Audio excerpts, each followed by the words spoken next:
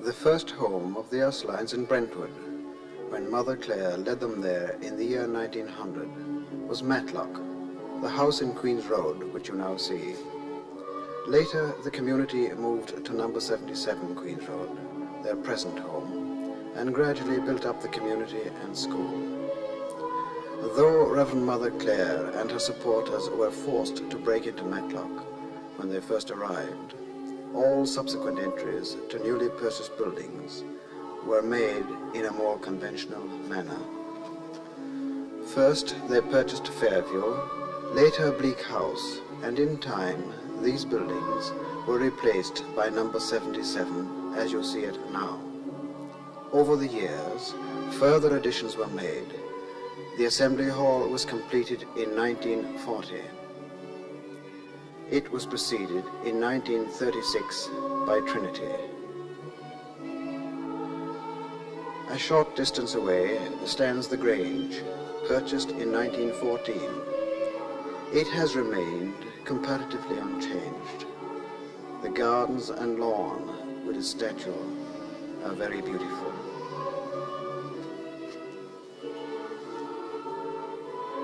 Farther away still is Belmont, which was purchased in 1933. This too has lovely gardens, as you can see from the different views of the old building. As I speak to you, in the background, the pupils are singing the school song.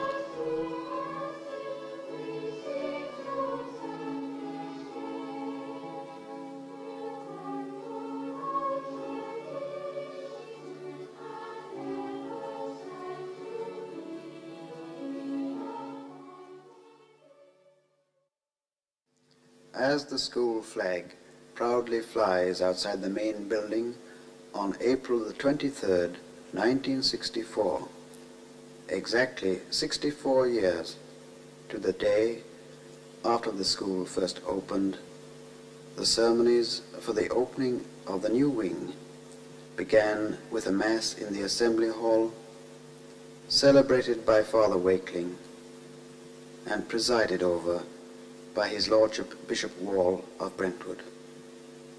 The sermon being preached by Monsignor Shanahan. The school chaplain and the superiors of other local communities also attended the Mass, as did the governors of the school, the architect, his assistant, members of the local urban council, and various clergy. They joined the congregation of school children which crowded the Assembly Hall for the Mass.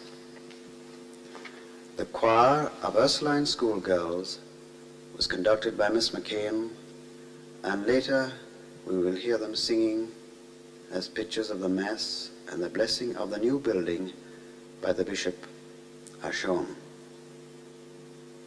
During the Mass, which was attended by nearly all the pupils, Catholic and non-Catholic alike, the seeming never-ending stream of communicants made a very impressive and moving sight.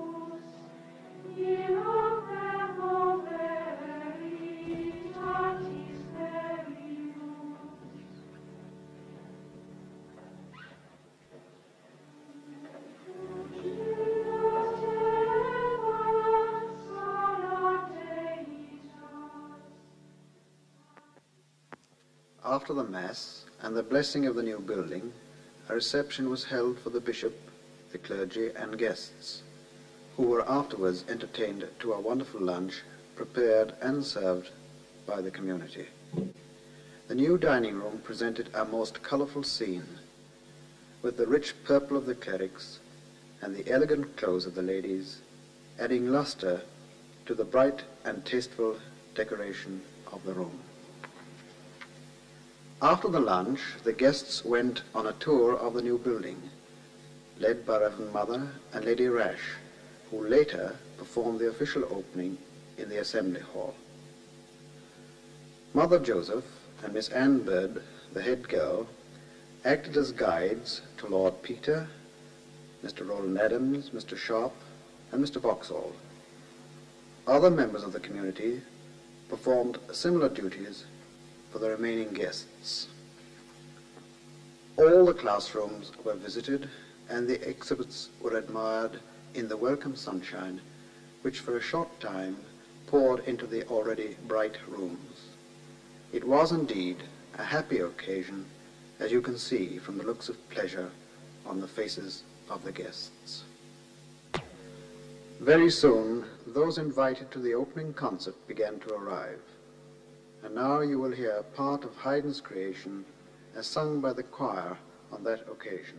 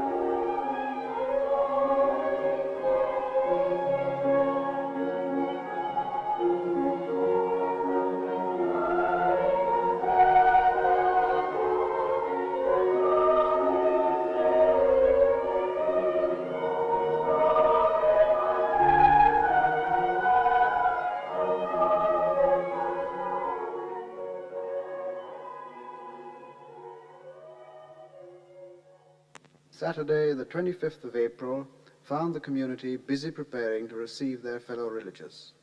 And the first to arrive, the Trinitarians, made their way to the hall accompanied by some light-hearted members of the Ursuline community.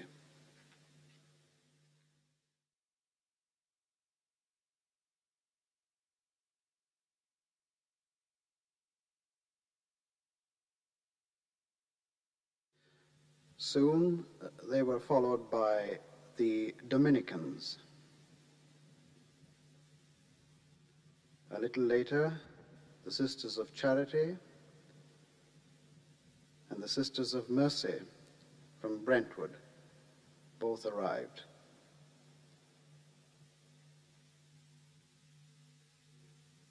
Here we see the Daughters of the Cross.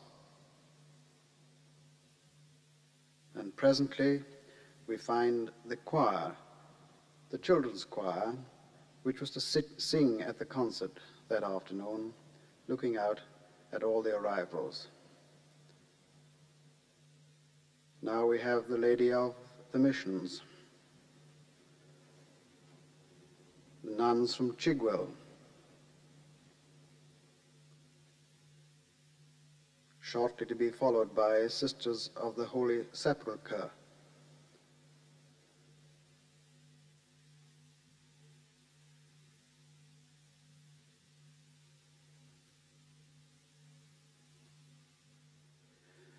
Saint Union,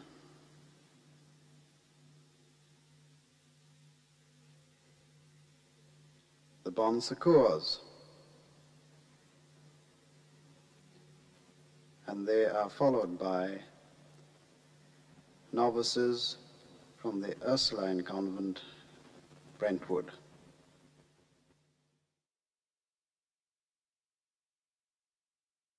All Girls' Day on Sunday the 26th of April was the final day of celebrations. We were blessed with sunshine on this occasion, and the school, the grounds, and Sunnyside were thronged with visitors. You will shortly join them on a tour of the new building, including the beautiful library. Finally, you will see the crowded assembly hall where tea was served in the afternoon. During this tour, you will hear part of the sermon preached by Monsignor Shanahan at the Mass, celebrated on the opening day. And in 1474, that's 490 years ago, isn't it? Nearly 500 years ago, a girl was born in northern Italy, near Brescia, where the present Holy Father comes from. Angela was her name. What a lovely name. Angela Merici. That was the time of the Renaissance. All those wonderful paintings and carvings in Renaissance Italy come from that time. Men were exploding in an intellectual sense. We're celebrating today also, I believe, the centenary of Shakespeare. A little later, if you like, but nevertheless a result of all that Renaissance culture throughout the world. And that brought its dangers too. Men became filled with pride, with self-sufficiency. And there was a man who thundered against them and their decadence, Savonarola in Florence, who was burned to death when Angela was 22 years old. And Angela herself was worried too, not so much at the culture that was spreading throughout the world, but at the lack of religion. And she decided that she would devote her life to inculcating the principles of the Christian religion in young girls and young ladies. She gathered 12 other people of a like mind around her, and in 1535, the year St. Thomas More and John Fisher were beheaded in England, in 1535 she founded this little congregation, and she called it after St. Ursula, another saint who resulted from a little explosion of the love of God and gave her life for her faith. 1535, the beginnings of the Ursuline order, the first order of teaching religious women, no longer confined behind the high walls with the broken bottles on top or the barbed wire of an enclosed community with no contact with the world outside, but religious women devoted to spreading this very fire of the love of God of which I've been speaking. 1535. 5 years later she was dead. 5 years later she was dead. The works of Shakespeare have lived on, haven't they, after his death, because men have recognized in his work his ability, his talent, his genius. The work of Angela has lived on, not in a book, not in some writings, not in a painting or a carving of a statue, but in a living cell within the Christian church, the order of the Ursuline nuns. In England, there was a long dark night when the sun never seemed to rise again. And when the sun never rises, it can get very cold and frosty indeed. For Catholics, I mean. So that the Catholic religion almost died out in our land. Not quite, not quite. A remnant did remain in little places scattered around this county of Essex, at Ingatstone and Thorndon, the home of the Peter family. Nearby in Kelvedon, not far away, Kelvedon Hatch, the Mass went on, sometimes in secret, always in private, amongst the few remaining Catholic families. And then the second spring came, as Newman called it. The sun beginning to rise again and giving a little more warmth, a little more light, and beginning to bring the blossom forth again. The next parish to Brentwood in those days was Romford, and beyond that was Stratford. Very sparse on the ground, weren't we? And at Stratford there was a man called Father McEwen, and he wanted an order of nuns to be teaching in his parish, the young ladies of his parish. And he brought them over from Belgium to meet Cardinal Wiseman, who was living nearby at Etlow House in Leighton. The first attempt failed because the nuns were a little frightened at the prospect of settling in this land. But they came back just over 100 years ago and settled at Upton.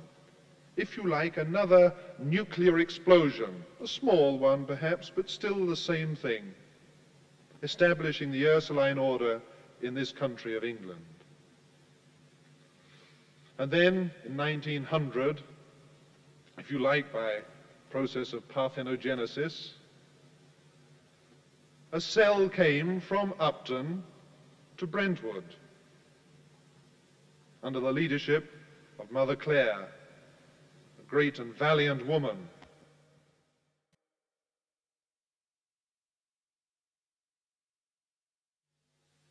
And now a last look at the new wing while the school choir sings the school song.